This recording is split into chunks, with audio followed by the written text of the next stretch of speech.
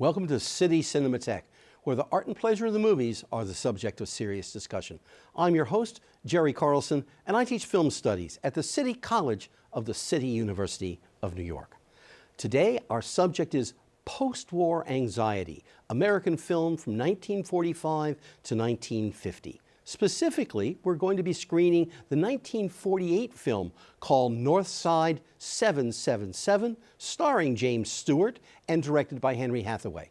It's a journalism film, and it's shot on location in Chicago in the late 1940s. It's a rich portrait of possible injustice in the criminal system. We'll be talking about that and much more in our discussion after the film. Joining us will be Susan Delson, a noted expert on American cinema, as well as a well-known cultural journalist. Now, enjoy your trip to Chicago in the late 1940s in Call Northside 777. Welcome back to City Cinematheque. I hope you've enjoyed this opportunity to see, I think, a very powerful film, and a film very much situated in a particular moment of American time in terms of journalism, in terms of politics, and in terms of just how our cities looked, and particularly Chicago in the case of this film. It's a pleasure to have back on City Cinematheque Susan Delson. Susan is a widely published cultural journalist. For many people may have read her work in the Wall Street Journal. She's also a cultural and film historian. Most recently, she's been working on the world of soundies as presenting Black musicians, and aside from the book she's written about that, there's a 4 DVD collection of these great pieces of American culture. She's also someone who has an experience and knowledge of the city of Chicago, so she comes to us from many angles today. Welcome back to City Cinematheque, Susan. Thank you so much. Great. So let's just start with the fact this is a series in which I've chosen a particular window of time as the curator, 1945 to 1950, immediate post-war. What do you think? This is a film from 1948. So what do you make of this film and its historical moment? And fill us in about that historical moment a bit.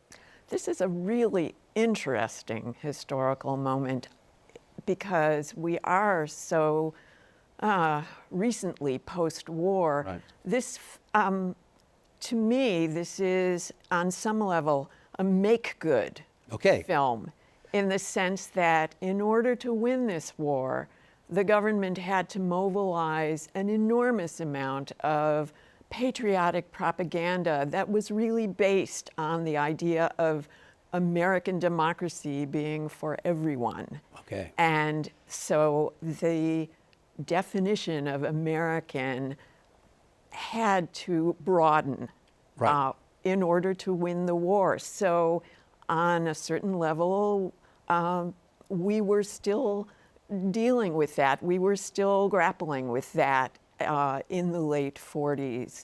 So this film is a way of re-examining that proposition and ultimately making good, as I said, on it. And it's interesting because it focuses exclusively on the Polish community in Chicago. And in that sense, the Polish community is, what's the word?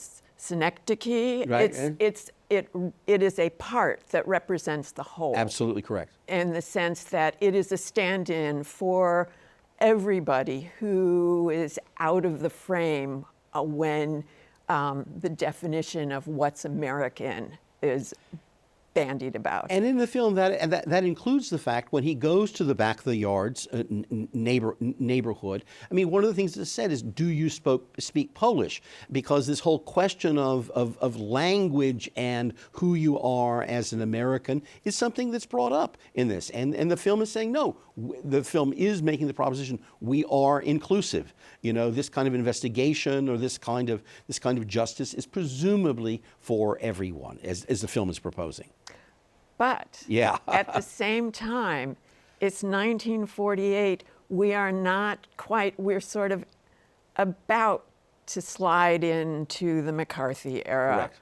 We are not there yet, but in 1947, President Truman has already signed an executive order by which federal employees are obligated to sign a loyalty oath. So we're heading in that direction. So this is just it's a cusp moment, and the film really speaks beautifully to that. No, I think so, and of course we can talk. We'll talk a bit about the James Stewart character and his different stages of what he believes about this. But before we get to that, I think there is this fact that we see a Chicago. Let's underline the fact that there's so much location shooting, and even when there's something that's, say, shot in the studio, the rear projection is of location shooting in Chicago. So, for example, when they're in the Palmer's office and we see that behind, that is actually what you would be seeing of the Chicago River, of the Loop, etc., from those particular positions in Chicago. But this is an America that is still an America of incredible contrasts, because you have the extraordinary modernity of the newsroom, and the Wrigley Building. And the skyscrapers, the famous skyscrapers, one of the two great cities of skyscrapers. And Chicagoans would say, we're the most important. And I might agree with them, okay? and at the same time, we have this incredible documentary footage of being in working class neighborhoods that you could say, well, wait a minute, is it 1948 or is it 1908? Because they look, aside from the cars, they look the same. So you're in a city itself that is this contrast, between early 20th century immigrant neighborhoods and this extraordinarily assertive North American modernity. Well, in that sense, I really think that this film is just a wonderful rediscovery of the cinematographer Joe McDonald. Oh, let's talk about that. So who's Joe McDonald? He made a lot of films, but what struck me was that, all right, here we are in 1948. 2 years earlier, he was in Monument Valley shooting My Darling Clementine for John Ford. And of course, you've got those vistas there, but one of the most famous of all Westerns for the use of landscape, defines in many ways the highest level of use of landscape to explore American identity, American foundational myth. But I would say that he was, I think, more inspired by the architecture in Chicago because he uses it so beautifully. The way he frames the shots and the textures that he brings to darkness. Okay, thank you. The textures and the intimacy that he brings to darkness. It's just a wonderful film in that way. Beautiful. And to just point in that direction, something like when the James Stewart character eventually gets to Skutnik, with her new name, the movement into that apartment and the play of these incredible levels of light and dark and the grays and shadows in between, including the arrival of her husband and his standing there. I mean, this is as noir cinematography gets in an urban setting, but with this concrete materiality of you're in a particular neighborhood. You're not in an abstract noir here. You're in a very concrete material documentary. Well, that's what they call this. Yeah. This is, this kind of film is called semi-documentary, but I actually prefer the term docu-noir, specifically because of the beauty of the way the darkness is handled. But it is, it's not just the location shooting that makes this documentary. There's the use of available light is one, and he uses it so beautifully. He also, one thing that I really marveled at was how beautifully he and the director, Henry Hathaway, used James Stewart's height Oh, yes. and lankiness. Yes. Obviously, in the Wrigley Building scene where he's just towering over Tilly Wiecek, Right. but also on the shot where he goes to visit her at home. She is in her stairway, her entry, it's an exterior stairway. It's between two darknesses, and it's this shaft of light, and the camera follows him up, and Stewart is just endless in the shot. Well said. Well, he really is. And again, talking about the design here. I mean, he is tall and lanky, but also it's set up with this. How are these houses arranged? How do you get access to space? And he is on a quest. And so this is one of the if you want to see it as a quest narrative, this is one of the tests. How well does he know the city? How well can he navigate these very different kinds of space? Because there could be no, I think, stronger contrast in the film, and thank you for bringing this up, between, say, the scene of her laboring, scrubbing the floors in the, ultimately, elegant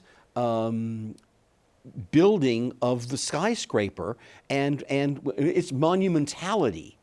And you have that arch that Absolutely. she's in, and it's just sort of pressing down on her. Absolutely. I mean, she is, in a certain way, she is the peasant scrubbing the floor of the cathedral of American capitalism in this way. And then you get to go back to her peasant hut, which is the working class neighborhood in which she has to go up that narrow. So I thank you so much for bringing up the incredible visual care and design in the film that is not capturing reality, though they're capturing a very specific reality, but they're treating it in this highly patterned way that finds these motifs across the film. Yes, and we can move on from this, but I just want to also say that I was struck by the use of doors and doorways, and multiple doorways extending back into space, particularly when Frank Wiecek is coming into the warden's office, or James Stewart is walking down the Wrigley Building hallway. There is this attention to doors and doorways and architectural detail, just structural detail. Well, and I think I would just link that to something. This is a city in which it's made very clear across the film, in which many people have different powers. I mean, they are empowered or unempowered in different ways. There's a hierarchy to the newspaper, of who has power within that. That is rendered visually, who has the office, who has the desk outside, what happens when you get called to the boss's office. So that architectural detail and the way it's treated is given that. And then what happens when you go to the boss's office and all the people from the governor and the mayor's office are there. So architecture is more than just space and money here. It is all about these connections of who has the power to generate knowledge. That is actually, I think, one of the themes that the film really exploits, and I would say knowledge or even truth, getting at the truth, and how the press, how the newspaper, it takes us step by step through the entire process, repeatedly.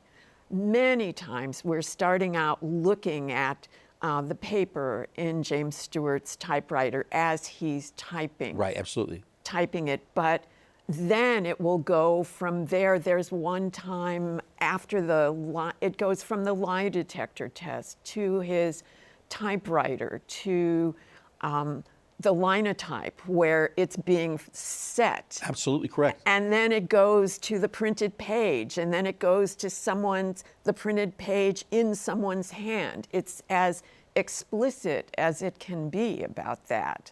And let me just back up one step on that, only to back you up, by backing up. And that is, we have the scene at home in which his wife is a person who does puzzles. Yes. And we have them sitting. The metaphor of the puzzle. The metaphor of the puzzle. And I want to add something to this. I want to underline, because I really endorse what you have, the phrase, I think it is your phrase, a docu-noir, okay? Because this is a procedural docu-noir. And that whole question of what's a puzzle and what pieces do you find to do this? I mean, it's visually thematicized by the whole scene of the discussion between the two of them and the playing with the pieces. But then, as you just outlined so well, you move on and then you see the different technologies of journalism that are part of that procedure, and who you're communicating with, or how you can use technology or get access to technology, to forward the investigation. And this is something that the film takes really seriously. Correct. It really wants to educate the viewer. And it starts out actually with the title sequence. Thank you. Which, if you look closely, it says, you get the title, but up at the top it says shooting script. Right. It's like it's going to take you into its own process, right, if it right. can. And then a hand comes from the lower right and stamps the cover urgent. Yeah. I mean, when has anybody had a shooting script stamped urgent? But this circles back around to what your initial proposition, which I admire so much, which has to do with this being make good, because the urgency is, we've just made a set of promises to ourselves and to the world, and so will our institutions actually support that promise? And you can see, in a certain sense, you can see this film as as a celebration, of the role that the press can play in that in that process, when it sees or it discovers, not necessarily initially for the right reason, that there has been some, the system has not worked. Right. And so it's a responsibility not to cover that up or to lie about it, but it's a responsibility to do the right thing and then to make the adjustment to the system. Yes. I just want to do something tangential, because I'm still back on the jigsaw puzzle. Well, sure, thing. why not? And that is that one reason this is not like a classic noir, there are strong women here, and not a femme fatale in sight. This whole plot gets triggered by a mother. Absolutely correct. And, James Stewart is supported by a loving wife, and Frank Wiecek is supported by a loving wife. Right. So this is a very unusual film in the roles that women play in moving things along. Well, and again, let's go back to the historical setting and come back to gender and ethnicity. This is a moment in which the United States is on a platform to its most important era of prosperity and of the definition of itself, in which the majority of people are middle class, okay? And we all know why that happened for multiple reasons in the 40s and the 1950s. But this has not happened yet in the film. And so, yes, James Stewart and his wife, he is a middle class journalist. But this reach into the working class and to an ethnic and immigrant working class shows an extraordinary, respect. I mean, the mother is seen to be courageous, and steady-minded, and her strength is not only admired, but but there's a way in which, you know, she's made to be surprising. She is so clear and rational in her reasoning, and that she can take on the initially, you know, skeptical, because as one of my friends said about this, he's not the good guy. He is James Stewart. Okay, he shows up as James Stewart. All right, we know that. Okay, Unavoidable. Unavoidable. Star, you know, he is Mr. Smith, you know, in some sense. But he's playing against that initially with his extreme skepticism, if not cynicism, you know, about it, and the strength, you know, that the mother shows in that way. And then also even something coming back to the mise en scène, when he goes to visit the house, it is humble, but orderly and you know. It's not Wanda Skutnik's. Yeah. Well, yeah, that's exactly right. You know, I think Wanda Skutnik should be one of those things that's traded with people. You know, because she, you know, who is the Wanda Skutnik of, you know, of our roommates, or something of that sort. So. Yeah, let's get back to this portrayal of journalism. Okay. So, you know, what do you make, for example, of the Lee J. Cobb character? I think he's, you know, upstanding and astute. I would say he's, you know, one of the good guys, but he does have his moment where he spins that sob story about his mother scrubbing floors, and that sort of becomes a meme. It's like everybody's mother could have been scrubbing floors. But generally, you know, I would say he would have been an editor I wouldn't have minded working for. Okay.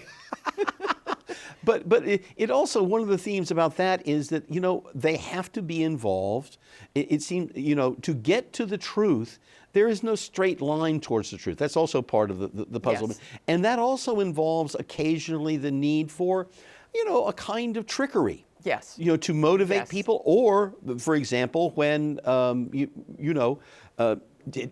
James Stewart has been told by an official not to touch that telephone. Right. Right. And he picks it up, seizes the opportunity, doesn't lie, but it would be a sin of omission.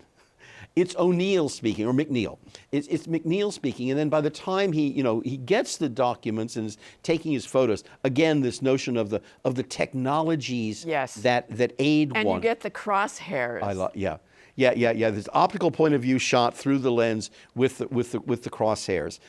Great visual touch by Hathaway and McDonald. He says, "Hey, wait! You're the guy who's been writing those stories," and he's tricked him, but not tricked him. He's withheld information to play with his assumptions. So there's this way in which the institutions function. They're not dysfunctional, but they can make errors. And to correct that, you can't really always be the straight guy.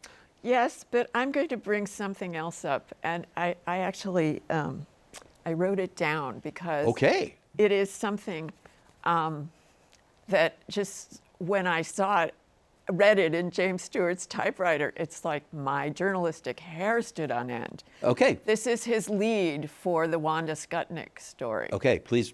Wanda Skutnik, ignorant and unreliable key witness in the Wiecek case, was finally found today and arrogantly refused to alter her false identification of Frank Wiecek. This evil, heartless, and corrupt woman showed no vestige of human decency. Okay, so what do you make of that? I was like, did legal review this?